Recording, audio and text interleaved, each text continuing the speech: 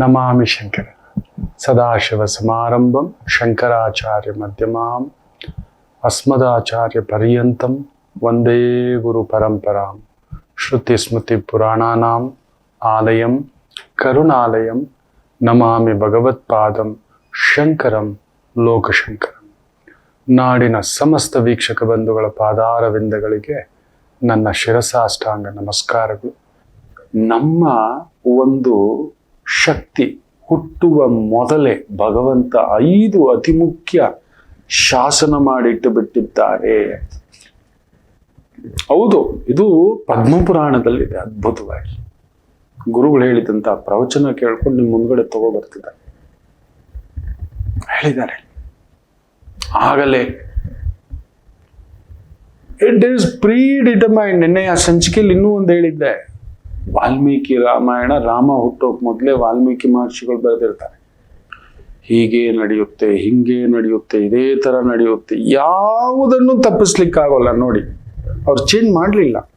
ಹಿಂಗೆ ನಡೆಯುತ್ತೆ, ಅದನ್ನ ತಿದ್ದುಬೋದಿತ್ತು, ಬದಲಾಯಿಸ್ಬೋದಿತ್ತು. ಇಲ್ಲ, ಹಿಂಗ್ ನಡೆಯುತ್ತೆ. ಮಹಾಭಾರತದ ಬಗ್ಗೆಯೂ ನೀವು ಬೇರೆ ದೇಶದ ಕಥೆಗಳು ತಗೊಳ್ಳಿ, ನಡೆದ ಮೇಲೆ ಬುಕ್ಕನ್ನ ಅವರು ಒಂದು ಮಾಡ್ತಾರೆ, ದಾಖಲೆ.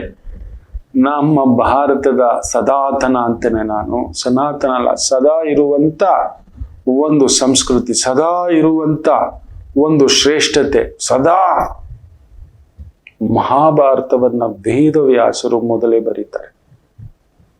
ನಡೆಯುವುದನ್ನ ಹೀಗೀಗೆ ನಡೆಯುತ್ತೆ. ಪಾಂಡವರಿಂದ ಹಿಡಿದು ಕೌರವರಿಂದ ಹಿಡಿದು ಧೃತರಾಷ್ಟ್ರನಿಂದ ಭೀಷ್ಮನ ಪ್ರತಿಯೊಂದನ್ನು ಮುಂದೆ ನಡೆಯುವುದನ್ನ ಹಾಗೆ ಇಳಿಸ್ತಾರೆ, ಬಟ್ಟಿ ಇಳಿಸ್ತಾರೆ. ಅದು ಹಾಗೇ ನಡೆಯುತ್ತೆ. ಒಂದೇ ಒಂದು ಇಂಚು ಕದಲುವುದಿಲ್ಲ, ಚೇಂಜ್ ಆಗೋದಿಲ್ಲ, ಬದಲಾಗೋದಿಲ್ಲ. ಇಂಥ ರಾಕ್ಷಸನಂತ, ಕಲಿಪುರುಷನಂತ ದುರ್ಯೋಧನ ಹುಡ್ತಾನೆ, ಅವನಿಗೆ ಆಲದ ಮರವಾಗಿ ಧೃತರಾಷ್ಟ್ರ ಇರ್ತಾನೆ ಅನ್ನತಕ್ಕಂಥದ್ದನ್ನ ಪ್ರತಿಯೊಂದು ಉಲ್ಲೇಖಿಸ್ತಾರೆ. ಹೆಚ್ಚು ಕಡಿಮೆ 1,00,000 ಶ್ಲೋಕಗಳು ಮಹಾಭಾರತದಲ್ಲಿ. ಪದ್ಮಪುರಾಣದಲ್ಲೂ ಕೂಡ ಅಷ್ಟೇ ಚೆನ್ನಾಗಿ, ಎಷ್ಟು ಚೆನ್ನಾಗಿ ಹೇಳ್ತಾರೆ ಅಂದ್ರೆ, 5 ಅತಿ ಮುಖ್ಯವಾಗಿ ನಾವು ಬದಲಾಯಿಸಲೇ ಆಗುವುದಿಲ್ಲ, ಬರೆದು ಬಿಟ್ಟಿದ್ದಾನೆ ಅಂತಕ್ಕಂಥದ್ದು. 1, ನಮ್ಮ ಹುಟ್ಟು. ಇಲ್ಲೇ ಹುಟ್ಟಬೇಕು, ಇಲ್ಲೇ ಹೀಗೆ. ಇಂಥವರಿಗೆ ನಾನು ಎಷ್ಟು ಜಾತಕಗಳು, ಮೊನ್ನೆ ಕೂಡ ಒಂದು ಜಾತಕ ಹೇಳಿದೆ, ಈ ಮಗುನ್ ತೆಗಿಸ್ಲಿಕ್ಕೆ ಪ್ರಯತ್ನ ಮಾಡಿದಿರಿ, ಮಗು ಹುಟ್ಟಿದೆ ಅಂತ. ಗುರುಗಳೇ, ಹೇಗ್ ಗೊತ್ತಾಯ್ತು ನಿಮಗೆ? ಇಲ್ಲಿದೆ, ಜಾತಕದಲ್ಲೇ ಹುಟ್ಟುವಾಗಲೇ ಪ್ರತಿಷ್ಠಾಪಿಸಲ್ಪಟ್ಟಿದೆ. ನಿಮಗಿಷ್ಟವಿಲ್ಲದ ಮಗು, ಅದಕ್ಕೆ ಈ ಮಗು ನಿಮಗೆ ನರಕ ತೋರಿಸ್ತಿದೆ. ನಿಮ್ಗೆ ಯಾಕಪ್ಪ ಈ ಮಗು ಹುಟ್ಟಿದಾನೆ ಅನ್ನಿಸ್ಬಿಟ್ಟಿದೆ. ಈ ಮಗು ಹುಟ್ಟುವಾಗಲೇ ಒಬ್ಬ ಮುಸ್ಲಿಂ ದಂಪತಿಗಳು,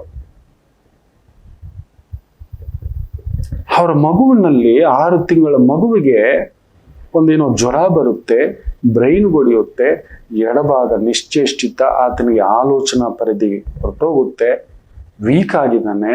ಬರ್ತಾ ಬರ್ತಾ ಎಡಗಾಲು ಈ ತರ ಸುತ್ಕೋಬಿಟ್ಟಿದೆ. ಮಕ್ಕಳೇ, ಯಾವುದಾ ಗ್ರಹ, ಏನಾಯ್ತು, ಯಾಕಾಯ್ತು, are you ready mentally, physically, ಎಲ್ಲ ಮೊದಲೇ ನಿರ್ಧಾರ ನೆನಪಿಟ್ಟುಕೊಳ್ಳಿ. ಆ ಹುಟ್ಟು ಇಂಥದ್ದೇ. ತುಂಬಾ ಜನ ತಂದೆ ತಾಯಿನ ಶಪಿಸ್ತಿರ್ತಾರೆ, ಏನ್ ಮಾಡಿದ್ರಿ ನೀವು, ನಮ್ಗೆ ಏನ್ ಕೊಟ್ರಿ, ಏನೇನೋ ಮಾತಾಡ್ತಾರೆ. ನೀನೇ ಹುಡ್ಕೊಂಡು ಬಂದಿರೋದಿಲ್ಲಿ, ನೀನ್ ಹುಡ್ಕೊಂಡು ಬಂದಿರೋದು, ನಿರ್ಧಾರ ಭಗವಂತ ಹಾಕಿರೋದು. ಇದು ಕರ್ಮಭೂಮಿ, ನೀನು ಹೋಗು, ನಿನ್ನ ಕರ್ಮವನ್ನು ಅನುಭವಿಸುವ, ಇನ್ನೆಲ್ಲಿಯೂ ಇಲ್ಲದಂತ ಕರ್ಮಭೂಮಿ ಅನ್ನತಕ್ಕಂಥದ್ದು ಭಗವಂತ ಕಳಿಸಿದ್ದಾನೆ. ಹೋಗಿ ಅನುಭವಿಸೋ ನೀನು.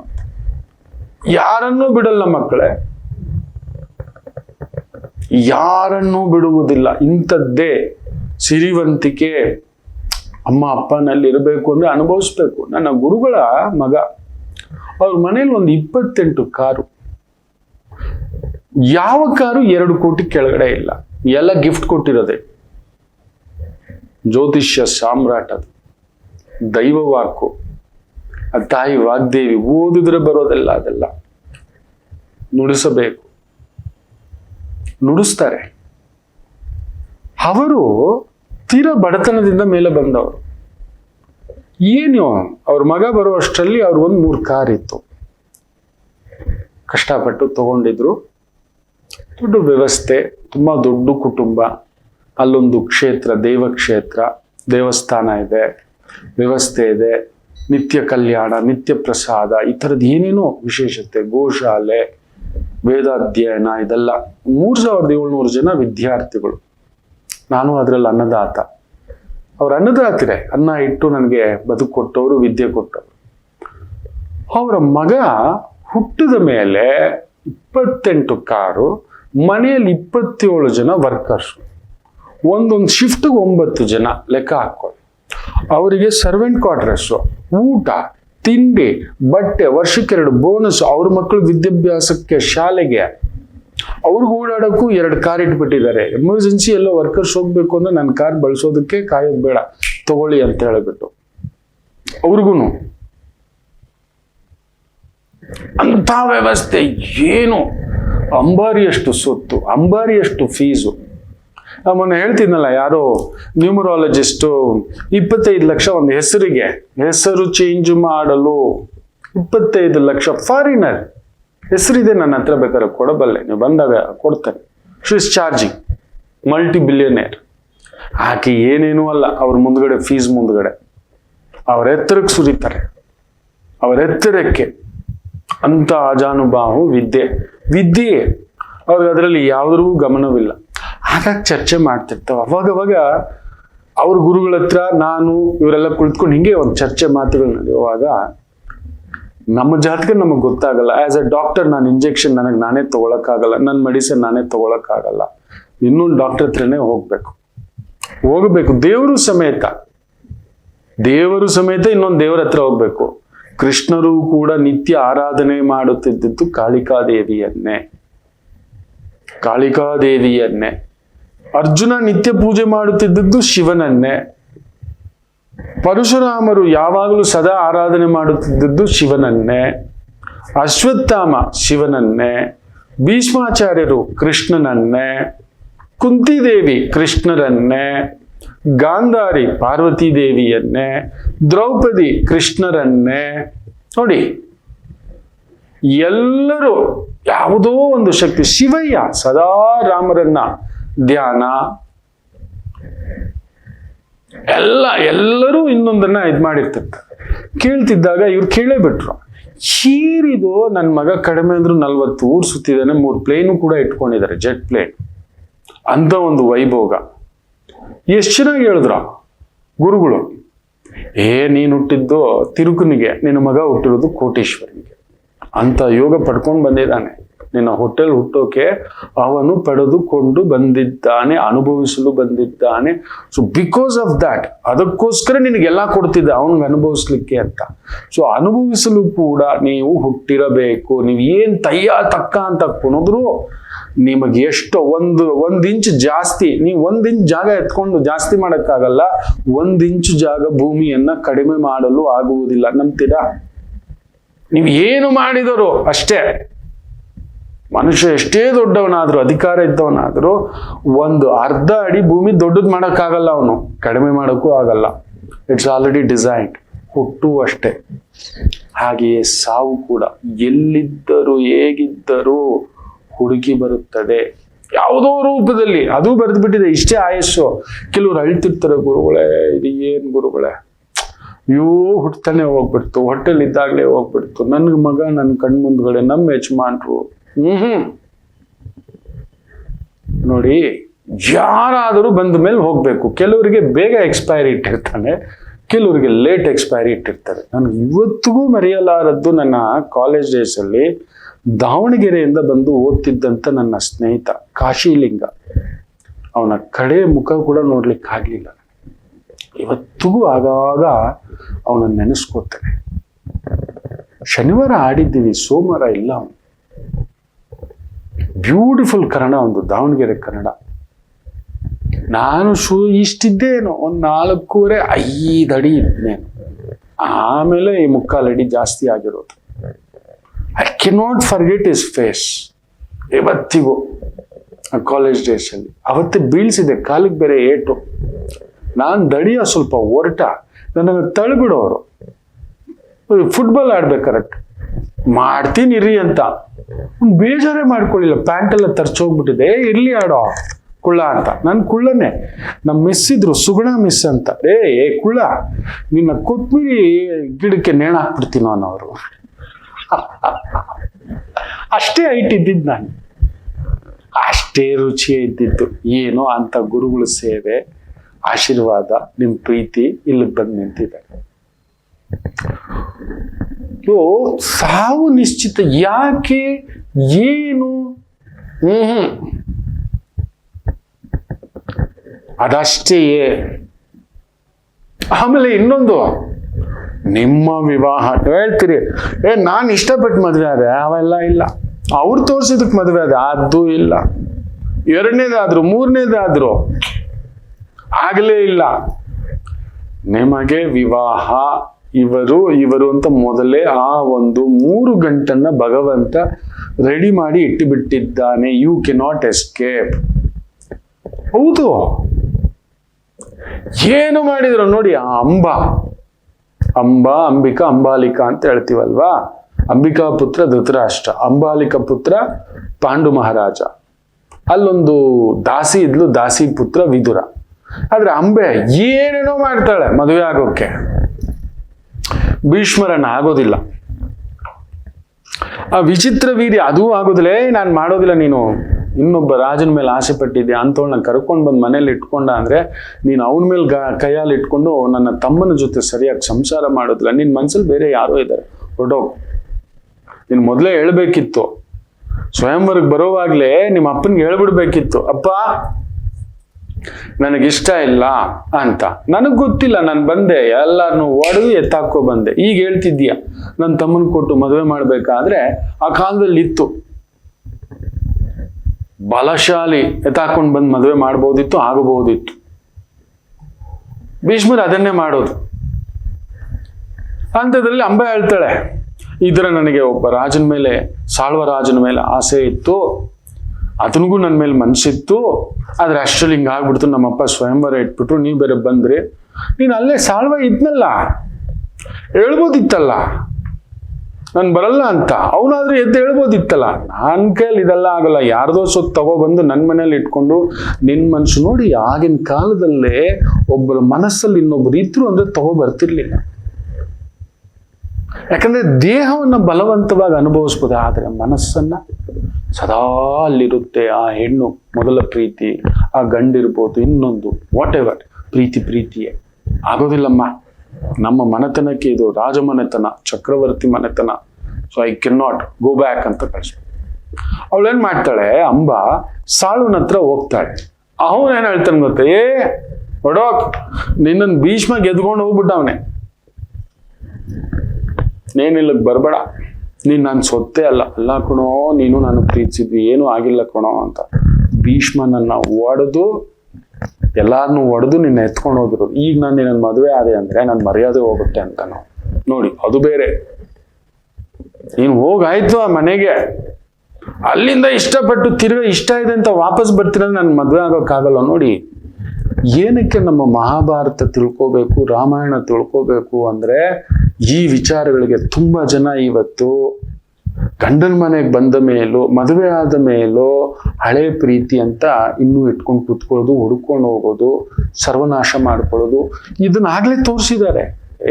ನೀನ್ ಅಲ್ಲಿ ಹೋಗ್ಬಿಟ್ಟಿದೀಯಾ, ಆ ಮನೆಯ ಸೊತ್ತನ್ನು ಕರ್ಕೊಬಂದು ಇಟ್ಕೊಂಡವನ ಇವನು, ಎಂತವನ ಇವನು, ದಿಗ್ಗಜ ಗಾಂಗೇಯ ಬಿಟ್ಟಿರ್ತಾನ. ಏನ್ ಅಂದ ಗೊತ್ತಾ ಗಂಗಾಪುತ್ರ, ಆ ವಿಚಿತ್ರ ವೀರ್ಯ, ಒಂದ್ ಹೆಣ್ಣನ್ನು ಬಿಡ್ತಿರ್ಲಿಲ್ಲ ಅವನು. ಜೊಲ್ಲು ಪಾರ್ಟಿ ಅಂತ ನಾವೇನಾದ್ರೂ ಮಾತಾಡ್ತೀವಲ್ವಾ, ವಿಪರೀತ ಜೊಲ್ಲು. ಹೆಣ್ಣನ್ ಕಂಡ್ರೇನೆ ಅವನಿಗೆ ಕಾಮ. ನೋಡಿ, ಅದಕ್ಕೆ ಅವನ ಹೆಸರೇ ವಿಚಿತ್ರ ವೀರ್ಯ ಅಂತಾನೆ. ನೋಡಿದ ಹೆಣ್ಣಿನ ಮೇಲೆ ಅವನಿಗೆ ವಯಸ್ಸು ಗೀಸು ಗೊತ್ತಾಗ್ತಿಲ್ಲ. ನೋಡಿ, ಅದಕ್ಕೆ ಹೇಳುದು ಮಹಾಭಾರತದ ಕತೆ ಏನಕ್ಕೆ ಅಂದ್ರೆ, ತಿಳ್ಕೋಬೇಕು ಅಂದ್ರೆ ಈ ಕಲಿಯುಗಕ್ಕೆ ತುಂಬಾ ಅಪ್ಲೈ ಆಗುತ್ತೆ. 99% ಅಲ್ಲ, 100%. ಕಾಮಾತುರಣಂ ನಾ ಭಯ ನಾ ಲಜ್ಜ. ಅದನ್ನ ನೋಡಿಯೇ ಆ ತಾಯಿ ಸತ್ಯವತಿ ದೇವಿ, ಅಯ್ಯೋ ಇವನಿಗೆ ಹೆಂಗಾದ್ರೂ ಭೀಷ್ಮ, ಅದಕ್ಕೆ ಮೂವರನ್ನ ಎತ್ತಾಕೊಂಡ್ಬರೋದು. ಎದ್ರೆ ಕೂತ್ರೆ ಹೆಂಗಸರು ಬೇಕು, ಬರೀ ಅಪ್ಪಿಗೆ ಆಲಂಗ, ಅವನಿಗೆ ಯಾವಾಗ್ಲೂ ಕಾಮ. ಯಾವಾಗಲೂ ಭೋಗ ಚಿಂತೆ, ರಾಜ್ಯಪಾಲನೆಯ ಚಿಂತನೆ ಇಲ್ಲ. ಇವನು ಹಿಂಗ್ ಮಾಡಿಕೊಂಡು ಕಂಡವ್ರ ಜೊತೆಲಿ ಹೋಗಿ ಎಲ್ಲೋ ಯಾರ್ದೋ ಏನೋ ಮಗು ಮಾಡಿ ಆ ಮಗು ನಾನೇ ಈ ಊರಿಗೆ ರಾಜನ ಮಗ ಅಂತ ಬಂದ್ಬಿಟ್ರೆ ಅವನಿಗೆ ಇನ್ಯಾರಿಗೋ ಪಟ್ಟ ಕಟ್ಟೋದು ಇನ್ನೆಂಗೋ ಇದಾಗತ್ ಮಾತು ಕಣೋ. ಹೇಗಾದ್ರೂ ಮಾಡಿ ಅವನಿಗೆ ಮದುವೆ ಮಾಡ್ಬೇಕು ಅಂತ ನೋಡಿ, ಬಯಸಿ ಹೆತ್ತ ಮಕ್ಕಳು. ಅವನಲ್ಲಿ ಇಂಥ ಹುಚ್ಚುಕೋರಿಕೆಗಳು ನೋಡಿ, ಅಂತ ಒಂದು ಧರ್ಮಾತ್ಮರ ಕಾಲದಲ್ಲೂ ಇತ್ತು, ನಮ್ಮಂತ ಈ ಒಂದು ಕಲಿಯುಗದಲ್ಲಂತೂ ಇದು ಪ್ರತಿ ಮನೆಯಲ್ಲಿ. ಪ್ರತಿಯೊಬ್ಬ ಯಾವಾಗ ನಾವು ಕಾಮದ ಬಯಕೆಯಿಂದ ಇದು ಮಾಡ್ಕೋತೀವೋ ಗೊತ್ತಿಲ್ಲ. ಇದನ್ನಾಗಲೇ ತೋರಿಸಿದ್ರು ವಿಚಿತ್ರ ವೀರ್ಯನ್ಗೆ ಅಂಥದ್ದೊಂದು ಕೈಯಾಳುಗಳು. ಯಾರನ್ನು ಕಂಡ್ರು ಸುಂದರವಾದ, ಅವನಿಗೆ ಎಲ್ಲ ಸುಂದರವಾಗೇ ಕಾಣಿಸೋದು, ಎಲ್ಲ ಸುಂದರವಾಗೇ ಕಾಣಿಸೋದು. ತಾಯಿಗೆ ಅವನಿಗೆ ಕಾವಲಿಡೋದು ದೊಡ್ಡ ವಿಚಾರ. ಅವನಿಗೆ ಕಾಮಜ್ವರ, ಸದಾ ಕಾಮಜ್ವರ. ಅದನ್ನೇ ವಿದುರ ಹೇಳೋದು ಧೃತರಾಷ್ಟ್ರನಿಗೆ, ನನಗೆ ನಿದ್ದೆ ಬರ್ತಿಲ್ಲ ಅಂದ್ರೆ ನಿನಗೆ ಅದೇ ನಿಮ್ ಚಿಕ್ಕಪ್ಪನ ತರ ದೊಡ್ಡಪ್ಪನ ತರ ಏನಾದ್ರು ಕೈಯಲ್ಲಿತ್ತೇನೋ, ಕಾಯಿಲೆ ಇದೆಯಾ ಅಂತಾನೆ ಹೇಳ್ತಾನೆ. ಇದ್ದಲ್ಲೇನೋ ನಿಮ್ ದೊಡ್ಡಪ್ಪನಿಗೆ, ಯಾಕಂದ್ರೆ ವ್ಯಾಸರ ಮಗ. ಆದ್ರೆ ಅಂಬಿಕಾ ಯಾರ ಹೆಂಡತಿ ಆಗಿದ್ಲು? ವಿಚಿತ್ರ ವೀರ್ಯನ ಹೆಂಡತಿ. ಸೊ ವಿಚಿತ್ರ ವೀರ್ಯ ಏನಾಗ್ತಾನೆ? ಅಪ್ಪನೇ ನಿಜ ಹೇಳ್ಬೇಕು ಅಂದ್ರೆ, ಶಾಸ್ತ್ರಬದ್ಧವಾಗಿ ಹೇಳ್ಬೇಕಂದ್ರೆ ಅವನೇ ಅಪ್ಪ, ಆದ್ರೆ ನಿಯೋಗ ಪದ್ಧತಿಯಿಂದ ವ್ಯಾಸರ ಅಪ್ಪ ಅಲ್ಲವೇನಾ? ಅಂಥದ್ದೇನಾದ್ರು ಕೈಯಲ್ಲಿ ಇದೆಯಾ ನಿನಗೆ? ಅದಕ್ಕೇನೋ ನಿದ್ದೆ ಬರ್ತಿಲ್ಲ, ಬರೀ ಕಾಮ, ಹೆಣ್ಣಿನ ಬಯಕೆಯಿಂದ, ಕಾಮದ ಬಯಕೆಯಿಂದ ಅಂತ ಹೇಳ್ತಾನೆ ವಿಚಿತ್ರ ವೀರ್ಯದಿಂದ. ಆ ತರದ ಕೈಯಾಲು ನೋಡಿ ಮಾಡಿದಕ್ಕೆ ತಗೊಬಂದ್ರೆ ಇಲ್ಲಿ ಇಂಥದ್ದೊಂದು ನಡೆಯುತ್ತೆ. ವಿಚಿತ್ರ ವೀರ್ಯ ಬಿಟ್ಟಿರ್ತಾನೇನೋ, ನೋಡಿದ ತಕ್ಷಣ ಸಾಲ್ವ ಹೇಳೋ ಮಾತಿದು, ಅಯ್ಯೋ ಅವನು ಆಲ್ರೆಡಿ ಮನಸ್ಸಿನಲ್ಲಿ ನಿನ್ನ ಕಾಮಿಸ್ಬಿಟ್ಟಿದ್ದಾನೆ. ಅಂತದ್ದು ಅಂತ ಒಂದು ಅಂದ ಅಂಬ ಅಡೋಗ್ ಅಂತ ಹೇಳ್ತಾನೆ. ಇನ್ನು ಅಪ್ಪನ ಮನೆಗೆ ಹೋಗೋಕ್ಕಾಗಲ್ಲ, ಯಾಕೆಂದ್ರೆ ಇಷ್ಟಪಟ್ಟವನು ಇಲ್ಲ, ಕಟ್ಟಿಕೋತೀನಿ ಅಂತ ಕರ್ಕೊಂಡು ಬಂದವನು ಇಲ್ಲ. ಇನ್ನೆಲ್ಲೋಗೋದು? ಅಪ್ಪನ ಮನೆಗೆ ಹೋದ್ರೆ ಇದ್ದಿದ್ದು ಮರ್ಯಾದೆ ಹೋಯ್ತು. ಶಿವ ಭೀಷ್ಮರ ಹತ್ರನೇ ಬರ್ತಾಳೆ, ನನಗದೆಲ್ಲ ಗೊತ್ತಿಲ್ಲ, ನೀನೇ ಕಟ್ಕೋ ಅಂತಾಳೆ. ಇದೆಲ್ಲ ಬಂತು ನಾನು ಅಖಂಡ ಬ್ರಹ್ಮಚಾರಿ, ಇದಾಗೋದು ಮಾತು. ನನ್ ಮದುವೆ ಆಗೋಲ್ಲ, ಬಿಟ್ಟು ಬಿಡು, ಆಗೋಲ್ಲ, ನೀವು ನಂಬಲ್ಲ. ಆಕೆ ಕಡೆಗೆ ಹಂಗ್ ಸುತ್ತಿ ಯಾರೋ ಹೇಳಿ ಪರಶುರಾಮರು ನಿಗ್ರಹಿಸ್ತಾರಂತ ಅವ್ರ ಹತ್ರ ಕೇಳ್ಕೊಂಡು ಯುದ್ಧ ಆಗುತ್ತೆ. ಭೀಷ್ಮರನ್ನ ಅವರ ಕೈಯಲ್ಲೂ ಆಗೋಲ್ಲ. ಕಡೆಗೆ ಒಂದು ಮಹರ್ಷಿ ಹೇಳ್ತಾರೆ, ಈ ಜನ್ಮದಲ್ಲಿ ಭೀಷ್ಮರನ್ನ ನೀನೇನು ಮಾಡಕ್ಕಾಗಲ್ಲ, ಇನ್ನೊಂದು ಜನ್ಮದಲ್ಲಿ ಹುಟ್ಟು ಬರ್ಬೇಕು ನೀನು. ತಪಸ್ಸು ಮಾಡಿ ಶಿವನನ್ನು ಮೆಚ್ಚಿಸ್ಕೊಂಡು ಸತ್ತು ಇನ್ನೊಂದು ಜನ್ಮವೇ ಶಿಖಂಡಿ, ದ್ರುಪದನ ಮಗ. ಅಲ್ಲೂ ಒಂದು ಶಾಪ, ಅದೊಂದು ದೊಡ್ಡ ಕತೆ. ಹೇಳ್ತಾ ಹೋದ್ರೆ ಭಾನುವಾರ ಪೂರ್ತಿ ಇದೇ ಕತೆಗಳು ಹೇಳ್ತಾ ಕೂತ್ಕೋಬೇಕು. ಅಲ್ಲೊಂದು ಗಂಧರ್ವ ಲೀಲೆ ಎಲ್ಲ ಏನೇನೋ ನಡೆಯುತ್ತೆ. ಇರ್ಲಿ, ವಾರಸ್ದಾರ ಇಲ್ಲ ಅಂತ ಹುಟ್ಟಿರೋ ಹೆಣ್ಮಗುಗೆ ಗಂಡು ವೇಷ ಹಾಕೊಂಡು ಇದ್ ಮಾಡ್ತಿರ್ತಾನೆ. ಸೊ ಅಂತ ಕತೆಗಳು ಅದು. ಇರ್ಲಿ. ಸೊ ಅದೇ ಶಿಖಂಡಿ ನೋಡಿ, ಜನ್ಮಾಂತರ ವಾಸನ ಶಿಖಂಡಿ ಮೂಲಕ ಭೀಷ್ಮರಿಗೆ ಸಾವು ಬರುತ್ತೆ. ಪುರುಷ ಇಲ್ಲ, ಸ್ತ್ರೀಯರಲ್ಲದ ಮಧ್ಯದ ವ್ಯಕ್ತಿ ಬಂದು ನಿಂತರೆ, ಶಿಖಂಡಿ ನನ್ನ ಮುಂದ್ಗಡೆ ನಿಂತರೆ ನಾನು ಯುದ್ಧ ಮಾಡೋದಿಲ್ಲ, ಧನಸ್ಸು ತ್ಯಜಿಸ್ತೇನೆ ಅಂದ್ರೆ ಶಿಖಂಡಿ ನಿಲ್ಲಿಸಿ ಧನಸ್ಸು ತ್ಯಜಿಸ್ತಿದ್ದಾಗೆ ಬಾಣಗಳು ಬಿಟ್ಟು ಹೊಡೆಯೋದು ಭೀಷ್ಮರನ್ನ ಅರ್ಜುನ, ಕೃಷ್ಣರ ಮಾತಿನಂತೆ. ಅಂದ್ರೆ ಸಾವು ಕೂಡ ನೋಡಿ ಜನ್ಮಾಂತರದ್ದು. ಇದೇ ರೀತಿ ಸಾವು ಬರಬೇಕು, ಇಂಥವ್ರ ಮೂಲಕ ಸಾವು ಬರಬೇಕು, ಹತ್ಯೆ, ಆತ್ಮಹತ್ಯೆ ಈ ಥರದ್ದಿರುತ್ತೆ. ಮದುವೆ ಕೂಡ ಅಷ್ಟೇ, ಏನ್ ಮಾಡಿದ್ರು ಅಲ್ಲಿ ನಡೀಲಿಲ್ಲ ನೋಡಿ. ದ್ರೌಪದಿದ್ ನೋಡಿ, ಜನ್ಮಾಂತರ ತಪಸ್ಸು ಅದು. ಅದಕ್ಕೆ 5 ಇಂದ್ರರ ಅಂಶದಲ್ಲಿ ಪಾಂಡವರು ಅಲ್ಲಿ ಇರುತ್ತೆ ಆ ಅಂಶ, ಅದಕ್ಕೆ ಅವರನ್ನ ಮದುವೆ ಆಗೋದು. ಸೊ ಯಾರು ನೋಡ್ಬಿಟ್ಟು ನಾನು ಇಷ್ಟಪಟ್ಬಿಟ್ಟೆ ಇವ್ರು ಮಾಡಿಬಿಟ್ಟು ಇದೆಲ್ಲ ಮಕ್ಕಳು, ಇಟ್ ಈಸ್ ಪ್ರೀ ಡಿಸೈನ್. ಆಮೇಲೆ ಇನ್ನೊಂದು ತಮಾಷೆ ಏನ್ ಗೊತ್ತಾ, ಆ ಮದುವೆಯು ಇಷ್ಟು ದಿನ ಅನ್ನೋದಿತ್ತು ಅಂದ್ರೆ ಅಷ್ಟೇ ದಿನ. ಅವನಿರಲ್ಲ, ಇಲ್ಲ ನೀವಿರಲ್ಲ, ಇಲ್ಲ ಅವನು ಹೋಗ್ತಾನೆ, ಇಲ್ಲ ಡೈವರ್ಸು, ಇಲ್ಲ ಇನ್ನೊಂದು, ಅದು ಇಲ್ಲ. ಮೊದಲೇ ನಿರ್ಧಾರ. ಆಮೇಲೆ ಹೇಳ್ತಾರೆ ಪದ್ಮಪುರಾಣದಲ್ಲಿ ಅದ್ಭುತವಾಗಿ ಗುರುಗಳು, ವ್ಯಾಸರು ತುಂಬಾ ಚೆನ್ನಾಗಿ ಹೇಳ್ತಾರೆ. ವಿದ್ಯೆಯೂ ಅಷ್ಟೇ, ಪಾಂಡಿತ್ಯ ಏನು ಮಾಡಿದರು ನಿಮ್ಗೆ ಇಷ್ಟು ವಿದ್ಯಾ ಪ್ರಾಪ್ತಿ ಅಂತ ಇರುತ್ತೆ. ತಲೆ ಕೆಳಗಡೆ ಹಾಕಿ ಕಾಲ್ ಮೇಲೆ ಹತ್ತಿದ್ರು ಅವನು ದೊಡ್ಡ ಪಂಡಿತೋತ್ತಮನ ಮಗನಾಗಿ ಹುಟ್ಟಿದ್ದರು ಹತ್ತಲ್ಲ. ಏನು ಮಾಡಿದ್ರು ಆಗಲ್ಲ ಮಕ್ಕಳೇ. ನೀವು ಅಷ್ಟಾವಕ್ರರ ಕತೆ ತಗೊಂಡು ನೋಡಿ, ಅಂಗಗಳು ವಕ್ರವಾಗಿರುತ್ತೆ, ಆದರೆ ಅಷ್ಟಾಗಿದ್ದರು ಬ್ರಹ್ಮಜ್ಞಾನಿ ಅಷ್ಟಾವಕ್ರರು.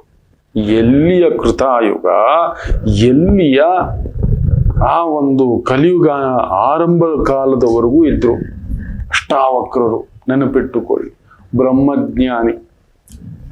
ಜನಕರು ಅಷ್ಟಾವಕ್ರರಿಗೆ ಬೋಧನೆ ಮಾಡ್ತಾರೆ, ಚಿಂತನೆ ನಡೆಯುತ್ತೆ ಜನಕರ ಜೊತೆ. ಎಲ್ಲಿಯ ತ್ರೇತಾಯುಗ, ಅದಕ್ಕೂ ಮೊದಲು ಹುಟ್ಟಿದವರು. ಸೊ ವಿದ್ಯೆ ಅನ್ನುವುದು ಯಾರಪ್ಪನ ಮನೆ ಸೊತ್ತಲ್ಲ. ಅದು ನಿಮಗಿರ್ಬೇಕು ಅಂದ್ರೆ ನೀವೆಷ್ಟೇ ಹೇಳಿದ್ರು, ನಾನು ಅದಕ್ಕೆ ಹೇಳ್ತಿರ್ತೇನೆ, ಏನು ಹೇಳ್ಬೇಡಿ, ಬಿಟ್ಬಿಡಿ. ಮಾವಿಗೆ ಸೊಗಡು ಹೇಳ್ಕೊಡ್ಬೇಕಾ, ಅವರೆಕಾಯಿಗೆ ಸೊಗಡು ಹೇಳ್ಕೊಡ್ಬೇಕಾ?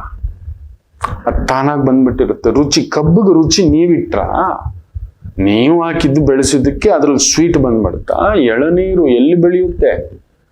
ಅದ್ರಲ್ಲಿ ನೀವು ನೀರಿಟ್ರೆ ಇಂಜೆಕ್ಷನ್ ಮಾಡಿ ಹಿಂಗೆ ಕೊಬ್ಬರಿ ಬರಬೇಕು, ಅದು ಒಣಗಿದ ಮೇಲೆ ಕಾಯಿ ಆಗ್ಬೇಕು, ಅದು ಇನ್ನೂ ಒಣಗಿದ ಮೇಲೆ ಕೊಬ್ಬರಿ ಆಗ್ಬೇಕು, ಅದನ್ನ ಆಮೇಲೆ ಗಿಟಕು ತೆಗೆದು ರುಬ್ಬಿ ಎಣ್ಣೆ ತೆಗಿಬೇಕು, ಅದನ್ನ ಚೆನ್ನಾಗಿ ಕಾಯಿಸಿ ಅದ್ರ ಮೇಲೆ ಬೇರೋ ಲೇಯರ್ನ ತೆಗೆದು ಈ ಒಂದು ಒಳ್ಳೆ ಇನ್ನಷ್ಟು ತೆಂಗಿನ ಹಾಲಿಂದ ಎಣ್ಣೆ ತೆಗಿತಕ್ಕಂಥದ್ದೆಲ್ಲ ಮಾಡ್ತಾರೆ. ಯಾರು ನೀವು ಮಾಡಿದ್ರಿ ಅಂತಲ್ಲ, ಖಂಡಿತ ಇಲ್ಲ. ಅಂದ್ರೆ ಅದೇ, ನೀವ್ ಏನ್ ಬಡ್ಕೊಂಡ್ರು ಅವ್ರು ಅಷ್ಟೇನೆ, ಅವ್ರಿಗೆ ಬರಬೇಕು. ಅದು ಅವ್ರಿಗೆ ಬರಬೇಕು ಅಂದ್ರೆ ಭಗವಂತ ಇಟ್ಟಿರ್ಬೇಕು. ಏನ್ ಮಾಡಿದ್ರು ನಾವು ಕೆಲವ್ನ ಹೇಳ್ತಿರ್ತೀವಿ, ಏನೋ ಅವನು ಹಂಗ್ ಮಾತಾಡ್ತಾನೆ, ಎಂತವ್ರ ಮಗ ಗೊತ್ತಾ, ಎಂತ ವಂಶಸ್ಥ ಗೊತ್ತಾ, ಅಯ್ಯೋ ರಾಮಚಂದ್ರ ಅಂತ ಹೇಳ್ತೀವಿ. ಕೆಲವ್ರು ನೋಡ್ಬೇಕು, ವಂಶವೂ ಇಲ್ಲ, ಇತಿಹಾಸವೂ ಇಲ್ಲ, ಹಿಂದಿಲ್ಲ ಮುಂದಿಲ್ಲ. ಡಾಕ್ಟರ್ ರಾಮಾನುಜ ಶ್ರೀನಿವಾಸನ್ ತಗೊಳ್ಳಿ, ಶಂಕರಾಚಾರ್ಯರ ಪರಂಪರೆ ತಗೊಳ್ಳಿ, ಎಲ್ಲಿಂದ ಬಂತು ಆ ಶಕ್ತಿ? ಭಗವಂತನಿಟ್ಟ ಶಕ್ತಿ ಅದು. ಎಲ್ಲರೂ ಶಂಕರಾಚಾರ್ಯರಾಗೋದಿಲ್ಲ, ಖಂಡಿತ ಆಗೋಲ್ಲ. ನನ್ನ ಮಾಸ್ಟರ್ ಒಬ್ರು, ನನ್ನ ಗುರುಗಳು ಓದಿರೋದು 10th ಫೇಲು. ಮತ್ ಕಟ್ತಾರೆ, ಪಾಸ್ ಆಗ್ತಾರೆ PUC. ದೆನ್ ತಮ್ಮ ಸ್ವಂತ ಭಾಷೆ, ತಮ್ಮ ಮನೆಯ ಭಾಷೆ, ತಮ್ಮ ರಾಜ್ಯದ ಭಾಷೆ ಮೇಲೆ MA ಮಾಡ್ತಾರೆ. ಆ ಭಾಷೆಯಲ್ಲಿ ಎಂತ ಒಂದು ಇದು ಹಿಡ್ಕೋತಾರೆ ಅಂದ್ರೆ, ಸಂಸ್ಕೃತ ಪಂಡಿತರು ತೆಲುಗು ಪಂಡಿತರಾಗ್ತಾರೆ, ಪದ್ಮಶ್ರೀ ಪುರಸ್ಕೃತರಾಗ್ತಾರೆ. 10th 2 ಬಾರಿ ಅಲ್ಲ 3 ಬಾರಿ ಫೇಲ್ ಆದವರು. ಅದು ಬಿಡಿ, PUC 3 ಬಾರಿ ಫೇಲ್ ಆದ ನನ್ನನ್ನೇ ನೀವು ಎಷ್ಟು ಪ್ರೀತಿಸ್ತೀರಿ? ಇದೇ ಸತ್ಯ, ಇದು ಸತ್ಯ. ನಾನಾಯ್ತು? ಖಂಡಿತ ಅಲ್ಲ. ಈ ವಿದ್ಯೆ ನಾನಲ್ಲ, ಹೇಳ್ತಿರೋದು ನಾನಲ್ಲ, ಬರೋದು ನಾನಲ್ಲ, ನನಗೇನೂ ಗೊತ್ತಿಲ್ಲ, ಇಷ್ಟೇ ಹೇಳಬಲ್ಲೆ. ಆ ಭಯದಿಂದಲೇ ನಿತ್ಯ ಒಂದು ತಿಳ್ಕೊತಿರ್ತೇನೆ, ಭಯದಿಂದ ನಿತ್ಯ ಒಂದು ಶ್ಲೋಕ. ಪುಣ್ಯ ಶ್ಲೋಕೆ ನಳೋ ರಾಜ, ಪುಣ್ಯ ಶ್ಲೋಕೆ ಯುಧಿಷ್ಠಿರ ಚ, ಪುಣ್ಯ ಶ್ಲೋಕೆ ವೈದೇಹಿ ಚ, ಪುಣ್ಯ ಶ್ಲೋಕೆ ಜನಾರ್ದನ ಅನ್ನತಕ್ಕಂಥದ್ದು ಮೊನ್ನೆ ಒಂದು ಕಲಿತೆ, ಪದ್ಮಪುರಾಣದಲ್ಲೇ ಎದ್ದಿತ್ತು. ನಿತ್ಯ ಬೆಳಿಗ್ಗೆ ಎದ್ದ ತಕ್ಷಣ ಈ ಶ್ಲೋಕ ನೆನೆಸ್ಕೋಬೇಕಂತೆ, ಈ ಶ್ಲೋಕ ನೆನೆಸ್ಕೋಬೇಕು ಅಂತ. ನಳ ಮಹಾರಾಜ, ಯುಧಿಷ್ಠಿರ, ವೈದೇಹಿ, ಜನಾರ್ದನ, 4 ಜನರನ್ನ ನೆನೆಸ್ಕೋಬೇಕು ಅಂತ. ಅದ್ರ ಅರ್ಥ ನಾನು ಮುಂದಿನ ಸಂಚಿಕೆಗಳಲ್ಲಿ ಹೇಳ್ತೇನೆ. ಇರ್ಲಿ, ಇವತ್ತಿನ ಸಂಚಿಕೆಗೆ ಬಂದ್ಬಿಡೋಣ. ಅಂದ್ರೆ ನಿಮ್ಮ ವಿದ್ಯೆಗೆ ತಕ್ಕಂತ ಒಂದು ಪಾಂಡಿತ್ಯ, ಅದು ಗುರುತಿಸುವಿಕೆ. ಏನು ಓದಿದಾನಪ್ಪ ಅವನು, ಕೆಲವ್ರು ಓದಿರ್ತಾರೆ, ಏನು ಬರಲ್ಲ, ಏನೇನೂ ಬರಲ್ಲ, ಎಂಥದ್ದು ಬರಲ್ಲ. ಕೆಲವರು ಏನೂ ಓದಿರೋಲ್ಲ. ನೀವು ನೋಡಿ, ಅದಾನಿ, ಅಂಬಾನಿ, ಇಲ್ಲ ನಮ್ಮ ಮೋದಿ ಸಾಹೇಬರು, ಇಲ್ಲ ನಮ್ಮ ಸಿದ್ದರಾಮಯ್ಯ ಸಾಹೇಬರು, ಇವರೆಲ್ಲ ಏನು CA ಪೊಲಿಟಿಕಲ್ ಸೈನ್ಸಲ್ಲಿ 10 ಡಿಗ್ರಿಗಳು PhDಗಳು ಮಾಡಿಬಿಟ್ಟಿದ್ದಾರೆ. ರಾಜ್ಯಭಾರ ಮಾಡ್ತಾವ್ರೆ, ಕಂಪನಿಗಳನ್ನ ನಡೆಸ್ತಾವ್ರೆ. ಏನು ಅಂತ ಅನ್ಕೋತೀರಿ ಮಕ್ಕಳೇ? ಖಂಡಿತ ಅದ್ರ ಹಿಂದುಗಡೆ ಯಾವುದೋ ಶಕ್ತಿ. ಬಿಲ್ ಗೇಟ್ಸು ಕಿಕ್ಕಡ ಹುಟ್ಟು. ಹೌದು, ಅವ್ರ ಹತ್ರ ಎಷ್ಟು ಜನ ಚಾರ್ಟರ್ಡ್ ಅಕೌಂಟೆಂಟ್ಸು, ITAs ಇನ್ನೊಂದು ಕೆಲಸ ಮಾಡ್ತಾರೆ. ಇಂಥ ದೊಡ್ಡ ಪ್ರವರ್ತಕರುಗಳನ್ನ ನೀವು ಬೇಕಾದ್ರೆ ಸಮ್ ಮ್ಯಾಜಿಕಲ್ ಮೂಮೆಂಟ್. ಇದು ನಮ್ಮದಲ್ಲ. ಅಂದ್ರೆ ಆ ವಿದ್ಯೆಗೆ ತಕ್ಕಂತ ಆ ಒಂದು ಪದವಿ, ಪಾಂಡಿತ್ಯ, ಗಮನಿಸುವಿಕೆ ಎಲ್ಲೂ ಇರುವಂಥದ್ದು. ನನ್ನ ಗುರುಗಳು ಎಷ್ಟು ಅಂದ್ರೆ ಈ ಸಪ್ತ ಸಮುದ್ರಗಳೆಲ್ಲ ಸೇರಿಸಿದ್ರೆ ಅವರ 1% ಅಂತ ಹೇಳಬಲ್ಲೆ ಮಕ್ಕಳೇ. ಅವರ 1%. ಅಂಥದ್ದೊಂದು ವಿದ್ಯೆಯ ಏಕತಾನತೆ. ಅವ್ರ ಮುಂದುಗಡೆ ನಾನು ಕಂಪೇರ್ ಮಾಡಿದ್ರೆ ಅಣು ಅಷ್ಟೆ. ಆದರೆ ಅಲ್ಲೊಂದು ವಿಚಿತ್ರ ಇಟ್ಟಿದ್ದಾನೆ. ಆ 3 ಗುರುಗಳ ಜೊತೆ ಮಾತಾಡ್ತಿದ್ದಾಗ ಏನಲ್ಲೋ, ಈ ಊರಿಗೆ ಹೋಗಿದ್ದಂತೆ, ಈ ದೇಶಕ್ಕೆ ಹೋಗಿದ್ದಂತೆ, ಇಂಥವ್ರಿಗೆ ಜಾತಕ ಹೇಳಿ ಬಂದಿ ಅಂತ ಗೊತ್ತಾಯ್ತು.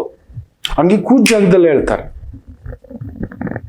ನಮಗೆ ಯಾಕೋ ಗೊತ್ತಿಲ್ಲ ಗುರುಗಳೇ, ನನಗೆ ಹೇಗೆ ಕರ್ಕೊಂಡೋಯ್ತು ಅಷ್ಟು ದೊಡ್ಡವ್ರ ಹತ್ರ, ಆ ಜಾಗಕ್ಕೆ, ಈ ದೇಶಕ್ಕೆ, ಈ ಊರಿಗೆ, ಇಂಥವರಿಗೆ ಖಂಡಿತ ನಾನೆಲ್ಲ ಗುರುಗಳೇ ಭಯ ಆಗುತ್ತೆ ಅಂತ ಹೀಗೆ ಅಂತಿರ್ತಾರೆ. ಅವ್ರ ಮುಂದ್ಗಡೆ ಹೀಗೆ ಏನು ವಿದ್ಯೆ ಇರ್ಬೋದು ಇವ್ರದ್ದು, ಕುಳಿತು ಜಾಗದಲ್ಲಿ ನಾನು ಹೋಗಿ ಬಂದಿದ್ದೆ ಹೇಳ್ತಾರಲ್ಲ ಅಂತ. ಆದ್ರೆ ನನಗೆ ಸಿಕ್ಕಷ್ಟು ಹೆಸರು, ಕೀರ್ತಿ, ಪ್ರತಿಷ್ಠೆ, ಇನ್ನೊಂದು ಈ ಕೆಲವು ಗುರುಗಳ ಹತ್ರ ನೋಡಿದ್ದಾನೆ, ಇಲ್ಲ ಕೊಟ್ಟಿಲ್ಲ. ಆ ವಿದ್ಯೆಗೆ ತಕ್ಕಂತ ಒಂದು ಪಾಂಡಿತ್ಯ, ಗೌರವ. ಆಮೇಲೆ 2ನೇದೇನು ಗೊತ್ತಾ, ಲಾಸ್ಟ್ 5ನೇದು ಅತಿ ಮುಖ್ಯವಾಗಿ ಧನಂ. ನೋಡಿ, ಈಗ ಇದನ್ನ ಹೇಳ್ದಲ್ಲ ನಮ್ಮ ಗುರುಗಳು ಕೆಲವರು, ಅವ್ರ ಪಾಂಡಿತ್ಯದ ಮುಂದ್ಗಡೆ ನಾನೇನೂ ಇಲ್ಲ. ಆದರೆ ನನಗೆ ಸಿಕ್ಕಷ್ಟು ಸಂಭಾವನೆ ಆ ಒಂದು ಹೆಂಗೆ ಹೇಳಬಲ್ಲ ಅಂದ್ರೆ 1 ಲಕ್ಷ ರೂಪಾಯಲ್ಲಿ ಅವ್ರಿಗೊಂದು 100 ರೂಪಾಯಿ ಸಿಕ್ಕಿದ್ರೆ ಹೆಚ್ಚು. ನಂಬ್ತೀರಾ? ಅಪರಬ್ರಹ್ಮರು ನೋಡಿದ್ದು ನಡೆಯುತ್ತೆ. ಏನೂ ಇಲ್ಲ ಪಾಪ, ವಿಳೆದಲ್ಲೇ ಅಡಿಕೆ, ದಿನಕ್ಕೊಂದು 3 ಇಡ್ಲಿಗೆ ಆಗುವಷ್ಟು, ತಿಂಡಿ ಊಟಕ್ಕೆ ಆಗುವಷ್ಟು, ಇರ್ಲಿಕ್ಕೆ ಬದುಕು ಎಷ್ಟು ಕೊಟ್ಟಿದ್ಯೋ. ಕೊರಗು ನನ್ಗೆ ಅವ್ರನ್ನ ನೋಡಿದ್ರೆ ಏನ್ ಗುರುಗಳಾಯ್ತು. ಹಂಗೆ ಯಾರ್ದೋ ಪಾಂಡಿತ್ಯ ಕದ್ದಿರ್ತೀನಿ, ದುಡ್ಡು ಕದ್ದಿರ್ತೀನಿ, ಅದಕ್ಕೆ ಈ ಜನ್ಮದಲ್ಲ ಪಾಂಡಿತ್ಯ ಹಂಚಿರ್ತೀನಿ, ಅದಕ್ಕೆ ಕೊಟ್ಟಿದ್ದಾನೆ. ದುಡ್ಡು ಸ್ವಾರ್ಥ ಮಾಡಿರ್ತೀನಿ ಕಣೋ, ಹೀಗೆ ಎಲ್ಲಡಿಕೆ ಹಾಕ್ಕೊಂಡು ಅದಕ್ಕೆ ಕೊಟ್ಟಿಲ್ಲ ಬಿಡು. ನೀನ್ ನೋಡು, ಯಾರ್ದೋ ಸೇವೆ ಮಾಡಿದ್ಯಾ, ಅದಕ್ಕೆ ಅದು ಅಂಟ್ಕೊಂಡು ಬಂದ್ಬಿಟ್ಟಿದೆ. ಇದ್ರ ಜೊತೆಲಿ ಇದೆಲ್ಲ ಬಂದ್ಬಿಟ್ಟಿದೆ. ಹೋಗೋ ಅನ್ನೋರು. ಧನವೂ ಅಷ್ಟೇ. ನೀವೇನೇ ಕ್ಯಾಲ್ಕುಲೇಷನ್ ಮಾಡಿ, ಎಂಥದ್ದೇ ಕ್ಯಾಲ್ಕುಲೇಷನ್ ಮಾಡಿ ನಡೆಯೋಲ್ಲ ಮಕ್ಕಳು. Do you think Adani, Ambani, Tata, Birla ಇದೆಲ್ಲ ಅವ್ರ ಪ್ಲಾನ್ಸ್ ಇಂದ ನಡೀತಿದೆ? ಅವೆಲ್ಲ ಬೊಗಸೆ. ದುಗ್ಗಾಣಿಯೂ ಇಲ್ಲ ಮಕ್ಕಳು, ಬರೆದಿಟ್ಕೊಳ್ಳಿ. ನಿಮ್ಮನ್ನ ಆಯ್ಕೆ ಮಾಡಿದೆ ಪ್ರಕೃತಿ ಅನ್ನುವುದಾದರೆ, ನಿಮ್ಮನ್ನ ಆಯ್ಕೆ ಮಾಡಿದ ದುಡ್ಡು, ಹೆಸರು, ಕೀರ್ತಿ, ಅದು ನೋಡಿ. ಅದಕ್ಕೆ ನಾನು ನೋಡಿದ್ದೇನೆ, ಸುಮಾರು 10,000 ಕೋಟಿ, 1000 ಕೋಟಿ ಮೇಲೆ ಹೋದವ್ರು ಕದಲ್ತಾರೆ, ಸ್ಟಾರ್ಟ್ ಆಗ್ಬಿಟ್ಟಿರುತ್ತೆ. 10,000 ಕೋಟಿ ಮೇಲೆ ಇರೋರು ನಿದ್ದೆನೆ ಮಾಡಲ್ಲ, ಭಗವಂತನೇ ಅವ್ರಿಗೆ ಸರ್ವಸ್ವ ಅಂತಾರೆ. ನೀವು ನಂಬ್ತೀರಾ? ಅವ್ರಿಗೆ ಗೊತ್ತು ಈ ದುಡ್ಡು, ಈ ಹೆಸರು ನನ್ನ ಪ್ರಯತ್ನದಿಂದ ಬಂದಿದ್ದಲ್ಲ ಅಂತ. ಯಾವುದೋ ಶಕ್ತಿ, it is driven to me, it is driving to me. ಆ ಭಯ ಅವರಿಗೆ. ಎದ್ರೆ ಕೂತ್ರೆ ಒಂದು ಅರ್ಧ ಗಂಟೆ ಪ್ರಾರ್ಥನೆ ಇಲ್ಲದೆ ಏನು ಮಾಡಲ್ಲ ಅವರು. ಈ 5 ಇನ್ನೂ ತುಂಬಾ ಇದೆ. ಭಗವಂತ ನಿಮಗೆ ಅಂತ ಬರೆದಿಟ್ಟಿರ್ತಾನೆ. ನಿಮ್ಮ ಲಾಭ, ನಿಮ್ಮ ನಷ್ಟ, ನಿಮ್ಮ ಕಷ್ಟ, ನಿಮ್ಮ ಬುದ್ಧಿ ಶಕ್ತಿ, ಧನಶಕ್ತಿ, ಮದುವೆ ಶಕ್ತಿ, ಎವ್ರಿಥಿಂಗ್.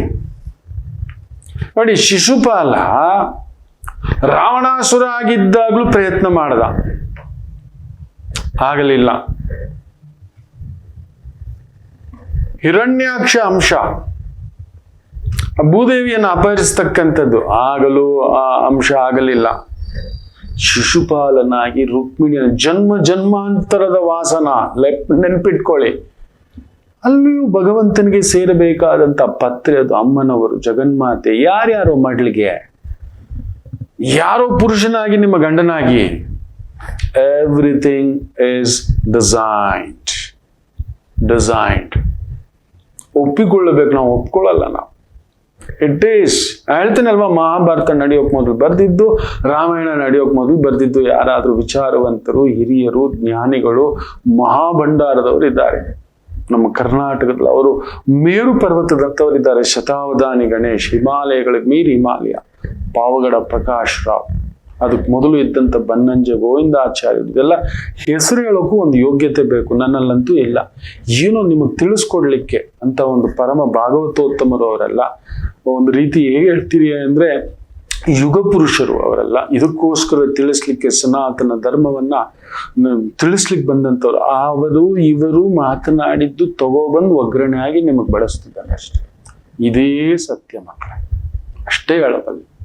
ನನಗೇನು ಗೊತ್ತಿದೆ ಜೇಡಿ ಈ ಮಣ್ಣಿಗೆ, ಈ ಬುರುಡೆಗೆ ಖಂಡಿತ ಇಲ್ಲ.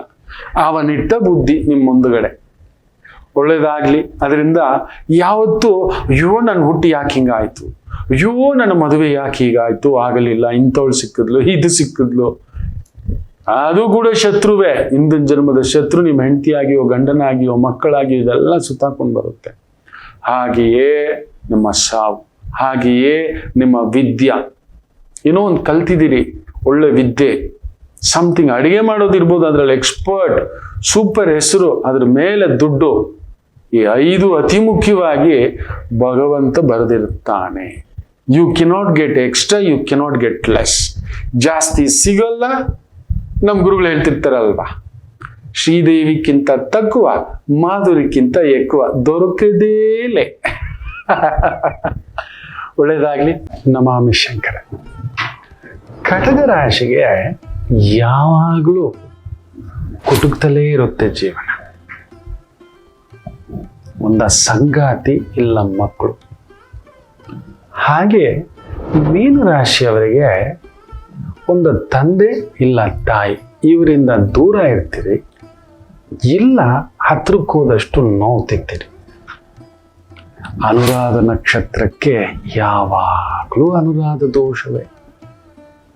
ಯಾಕೋ ಜ್ಯೇಷ್ಠ ನಕ್ಷತ್ರದವ್ರಿಗೆ ಮದುವೆ ವಿಚಾರದಲ್ಲಿ ಅಲ್ಲೊಂದು ಯುದ್ಧವೇ.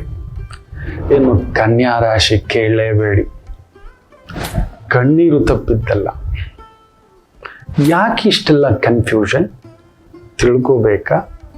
ಫೋನಿನ ಮುಖಾಂತರವೇ ನಿಮ್ಮ ಸಮಸ್ಯೆಗಳಿಗೆ ನಾವು ನಿಮ್ಮ ಜೊತೆ ಇದ್ದು ಪರಿಹಾರ ಕೊಡ್ತೇನೆ. ನಾನು ನಿಮ್ಮ ಪ್ರೀತಿಯ ರವಿಶಂಕರ್ ಗುರೂಜಿ. ಈ ಕೆಳಗಿನ ಫೋನ್ ಸಂಖ್ಯೆಗೆ ಕರೆ ಮಾಡಿ ನಿಮ್ಮ ಪ್ರಶ್ನೆಗೊಂದು ಉತ್ತರ ಪಡೆಯಿರಿ. ನಮಾಮಿ ಶಂಕರ.